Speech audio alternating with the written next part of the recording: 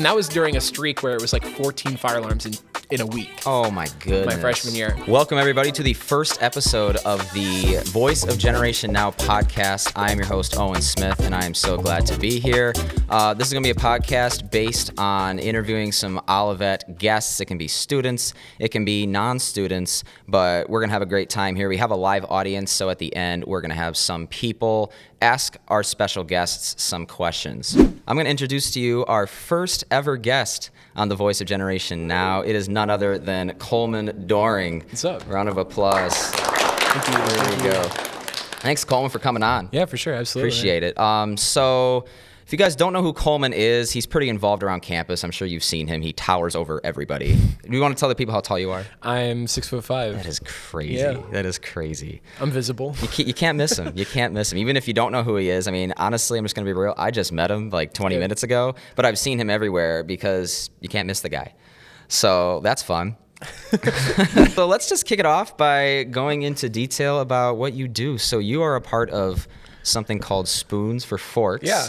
Do you want to go into detail about what that is for people that don't know? Sure.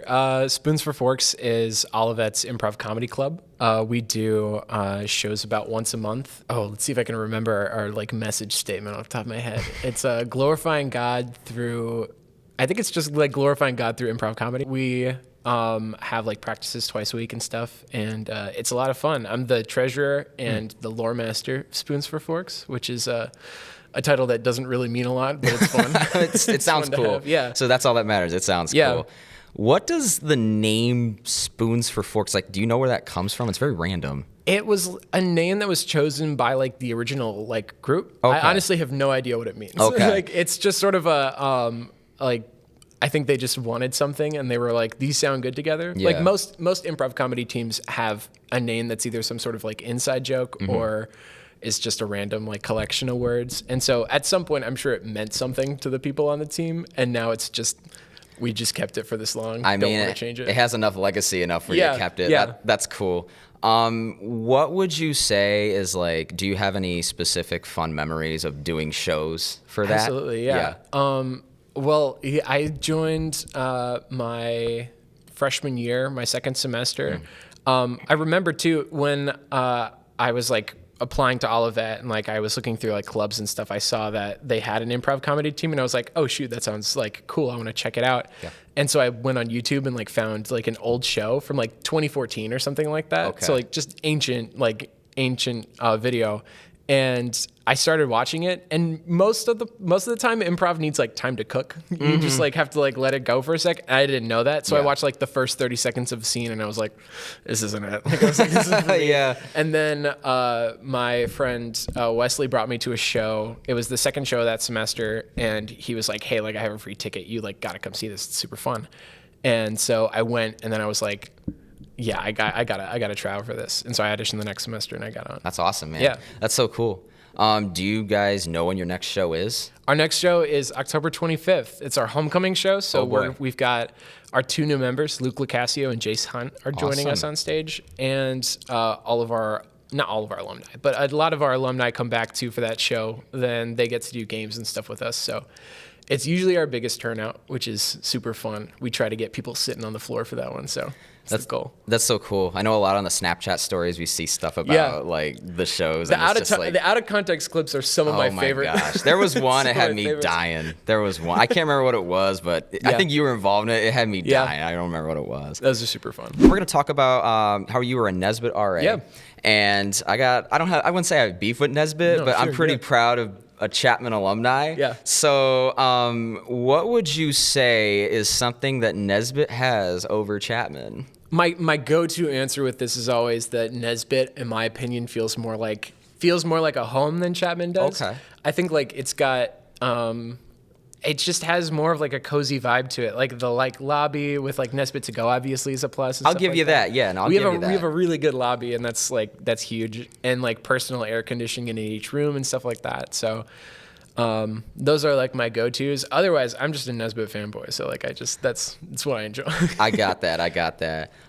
What would you say? Like, do you have any fun memories or like crazy stories just being an RA? You have to deal with stuff. Or has it been smooth sailing? Stuff that I can share that I'm allowed. Yeah, no, I got you on that. I got you on that. My floors have always been like the quiet, like floor, and that's super stereotypical of Nesbit first. For sure. But it follows through 100%. Like my guys have been like nothing short of fantastic for the 2 years that I was an RA over there. It's weird not being an RA now, but my roommate Sebastian was an RA in Nesbit, and now he's the RA over in Grand. And so I have like that weird like limbo of being in the apartment with the RA, but not having like that responsibility, which is really funny. I have stories of stuff that like happened when I was a freshman in Nesbit. Go for it, bro.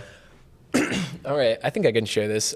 So when I was a freshman in Nesbit, and it was also a problem my sophomore year, they did not have the water temperature down at all. It was just really hot all the time. And so what me and a friend who will remain nameless figured out we could do was we turned on a bunch of the faucets to like really hot, and you could get the entire bathroom to fill up with steam, and you could like walk around in it and like get lost and stuff. What? I'm gonna say this next part. You might have to cut it. We'll figure it out later. It's okay. We were like, this is really funny. And so we got all the faucets on. It's super foggy in there. And we were like, we got to show the other guys on the floor. And so we start bringing guys in. We open the bathroom door and close it really quick to keep all the fog in there. And then one of them like accidentally held the door open too long, and all the fog like started shifting onto the hallway, hit the fire alarm. And so the whole building had to leave. And that was during a streak where it was like 14 fire alarms in a week. Oh my goodness. My freshman year. What we ended up doing was before we left the bathroom, we turned off all the faucets except for one shower, and the firefighters were like, must have been a really hot shower that set it up. Like, that's what they got away with. So I guess so. That's awesome. I love freshman stories, just stuff like that. I have so many that I'm never going to forget of being in Chapman. It's so great. We're going to go to the music side of things since this is presented by Spark.HD. Sure. Shout out Spark. You performed at Mr. O&U this past spring. I was happy to attend, and I'm so glad I did. So many great performances, including yours. It was super fun, yeah. Yeah, so you did Tear in My Heart, Tear in My Heart. Tear in My Heart.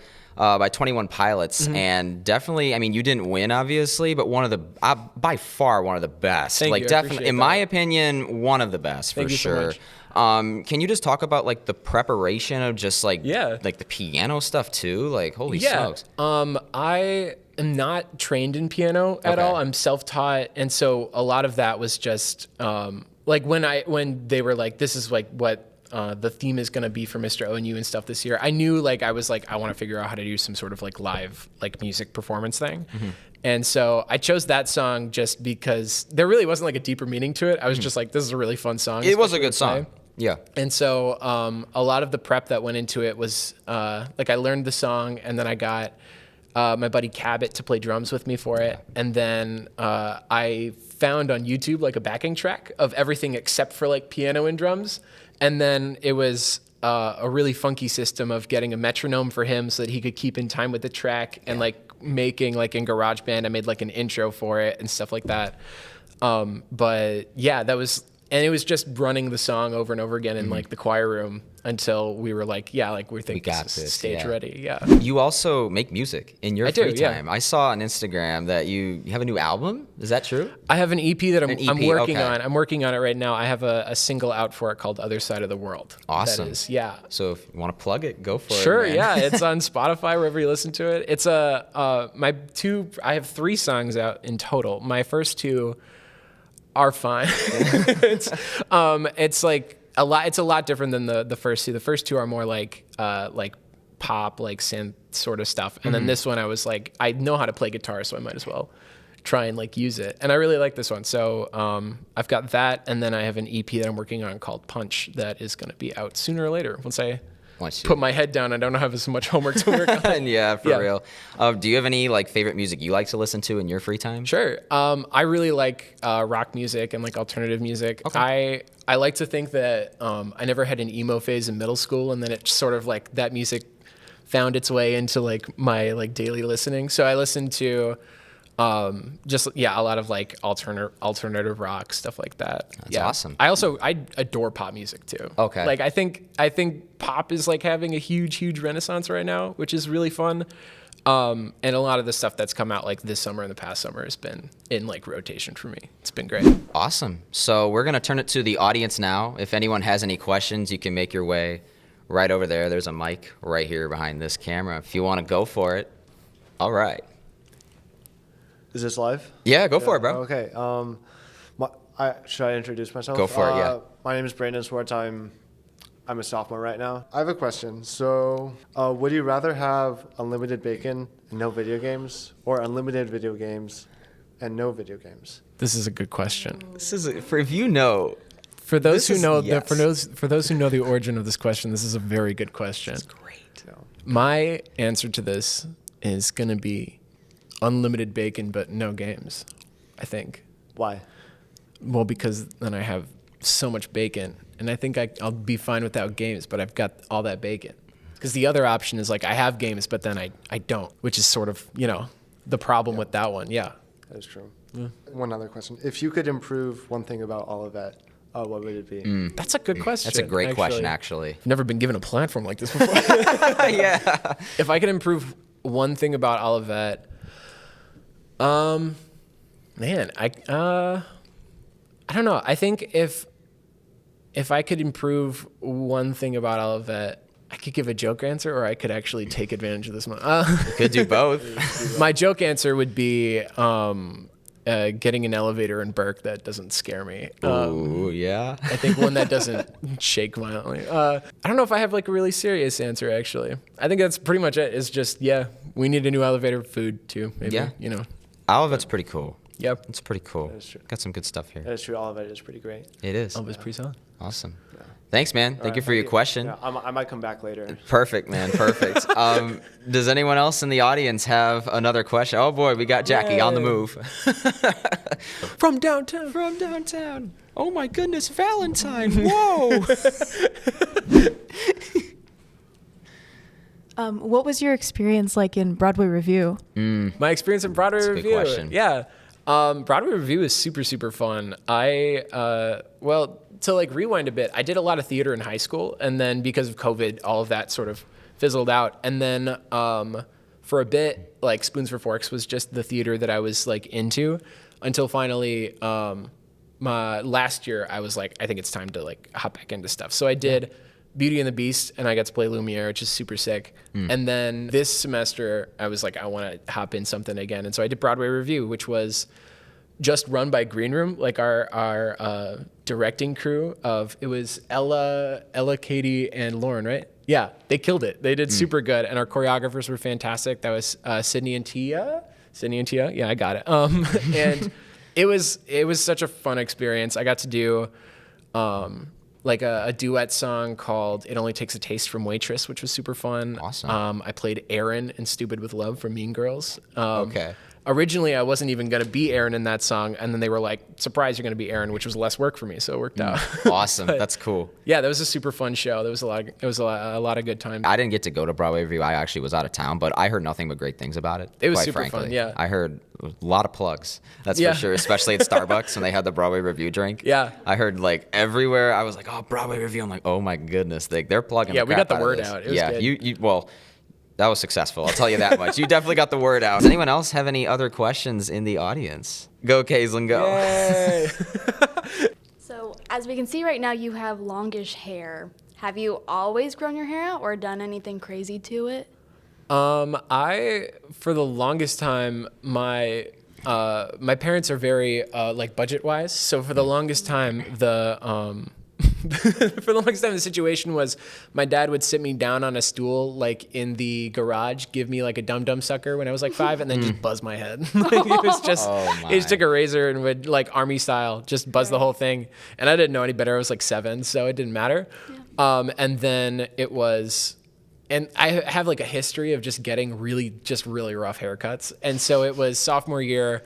At the beginning of the year, I got a really bad one, and then I was like, I'm sick of this. I'm just gonna let it go and see what happens. And then it was actually for Mr. O and You was the longest it had ever been. Oh wow. Was like full, like almost like to here, like length, and then over the summer I got it trimmed. But You had it long for Beauty and the Beast too. You did like a slick yeah, back thing? yeah, Is that- all of that. I had a few people come up to me actually at Beauty and the Beast asking if that was a wig, because we had Emma Adams did the hair for that show, and she did like full pin curls. Like it worked out to be just long enough to where she could like Funny. pin them, spray them, and it would just like hold right there. And then a bunch of people were like, "Hey, where'd you get like that hair piece for?" And I was like, Yeah. it's natural." Yeah, that's awesome. That's I awesome. do have a second question. Go for it. So awalas have been trending lately, and my friends happen to really like your awala. Yeah. What made you choose the colors of your awala? Well, I Hang on It one was- second. What is that? in a wallet. What is that? It's like it's a water bottle. It's like the second coming of the Stanley. Oh, okay. The Yeah. built-in straw. We have a new thing. Yeah. Great. It's Yeah. I like my wallet a lot. I use it frequently, but I don't know. I just I think the color is like bone or something like that. Like it's weird. I like Like a cream? yeah Kinda yeah like yeah this? yeah. It's pretty much Okay, like that. Yeah. gotcha. I just like the color of it. I thought it was just like a good color scheme. But yeah, that goes everywhere with me. It's a good water bottle. That's awesome. That's The awesome. built-in straw is huge. Do we have another question? Awesome. Sweet. The more the merrier. Come on. So, I have a question for you, Colman. Yeah. So, what is like the most obscure or like underrated song or genre that you like? Ooh, good question. Good Oh, question. that's really good. Wait, I'm gonna pull up Spotify actually. Go for See it, if man. I've got something. Sometimes when people like tell me or people ask me what songs do you like, Yeah. or what specific, I'm like, okay, I actually got to look because off the top of my head. Songs. See what Or a I've got guilty here. pleasure song. A guilty pleasure song? Is that also like? Does that I mean- fall under the same category? Because I know, like, guess so. yeah. Well, I can plug somebody I know. Scotty for it. Murray, who is in Broadway Review, makes music. He Okay. makes really good music, actually. Awesome. He's got a live album on Spotify, and he's got a few singles. Scotty, he's let me find his Spotify profile. This is my friend Scotty. He's great. And he's kind of popping up. He's got a song with like over 22,000 plays. Oh, Yeah. okay. That's pretty So, good. He makes really great music. I love that guy's stuff. A guilty pleasure song? Yeah. Yeah. This can be the last one that can wrap it up. I think my guilty pleasure song is "Sexy" from Mean Girls. Oh. It's a banger. Very, very interesting. I know a lot of people say like Taylor Swift is like their guilty pleasure song. Nah. Mean Girls, that's Yeah. that's definitely out of the box. But Yeah, I it's mean, fun. that's a guilty pleasure song if I've ever It heard is, one. yeah. So, all right. So I think that's gonna do it for episode 1 of the Voice of Generation Now podcast. Coleman, thanks for coming on, man. Absolutely. Thanks for we had having a me. great time. Thank you for all coming out and asking questions. And I guess with that, we'll see you next time.